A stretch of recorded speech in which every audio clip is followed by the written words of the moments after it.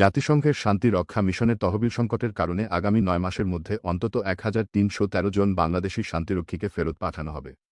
আর্থিক সংকটের ফলে ১৫% বাজেট ছাড়ের আওতায় আপৎকালীন পরিকল্পনা হিসেবে ৫টি মিশন থেকে বাংলাদেশের এসব শান্তিরক্ষীকে প্রত্যাহারের সিদ্ধান্ত নেওয়া হয়েছে।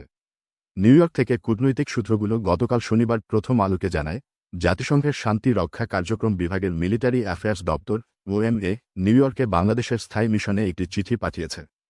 ১৪ অক্টোবর পাঠানো ওই চিঠিতে বাংলাদেশের শান্তিরক্ষীর সংখ্যা কমানোর বিষয়ে সিদ্ধান্তের উল্লেখ করা হয়েছে।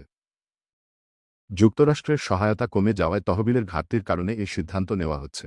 নাম প্রকাশ না করার শর্তে জাতিসংঘের ওই কর্মকর্তা বলেন, তহবিল কমানোর ফলে ১৩ থেকে ১৪,০০০ সেনা ও পুলিশ সদস্যকে নিজ দেশে ফেরত পাঠানো হতে পারে। এছাড়া মিশনে কর্মরত বিপুল সংখ্যক বেসামরিক কর্মীর ওপর এর প্রভাব পড়বে। এএফপির প্রতিবেদনে বলা হয়, ২০২৫ থেকে ২০২৬ সালে জাতিসংঘের শান্তি রক্ষা মিশনের মোট বাজেট ছিল $৫৪০ কোটি।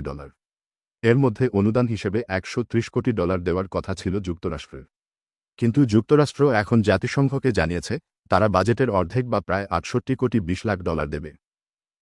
বর্তমানে ১০টি দেশ বা স্থানে বাংলাদেশের শান্তিরক্ষীরা দায়িত্ব পালন করছেন। এগুলো হল সুদান ও দক্ষিণ সুদানের মধ্যবর্তী সীমান্ত অঞ্চল আবেই, মধ্য আফ্রিকা, সাইপ্রাস, কঙ্গো, লেবানন, দক্ষিণ সুদান, উত্তর পশ্চিম আফ্রিকার বিরোধপূর্ণ অঞ্চল পশ্চিম সাহারা, ইয়েমেন, লিবিয়া ও যুক্তরাষ্ট্রের নিউ ইয়র্কে জাতিসংঘের সদর দপ্তর।